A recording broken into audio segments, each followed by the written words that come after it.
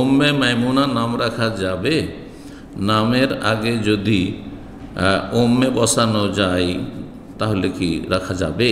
জি যাবে, তবে এমনি নাম রাখা উম্মে ছাড়া, উম্মন মানে মা, উম্মে মাইমুনা মানে মাইমুনার মা, এটি কুনিয়াত, সাধারণত আরবিতে এটিকে উপনাম বলা হয়, নাম বলা হয় না। তো বেশি ভালো যে শুধু আপনি মাইমুনা রাখবেন।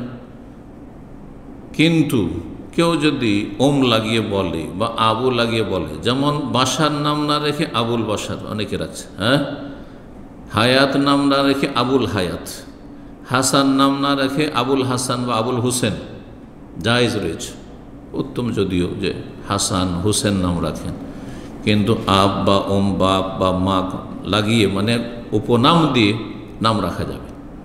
বকর নাম রাখবে, কিন্তু আবু বকর জায়েজ আছে, কুনিয়াত। দলিল, নবী সাল্লাল্লাহু আলাইহি ওয়াসাল্লামের তৃতীয় মেয়ে উম্মে কুলসুম ছিলেন, তার নামই ছিল উম্মে কুলসুম, জায়েজ আছে। জি, উলামারা এই বিষয়টি স্পষ্ট করেছেন যে কুনিয়ত দিয়ে নাম রাখা জায়েজ। ইমাম বুখারী রাহিমাহুল্লাহ এরকম একটি অধ্যায় নিয়ে এসেছেন। জি।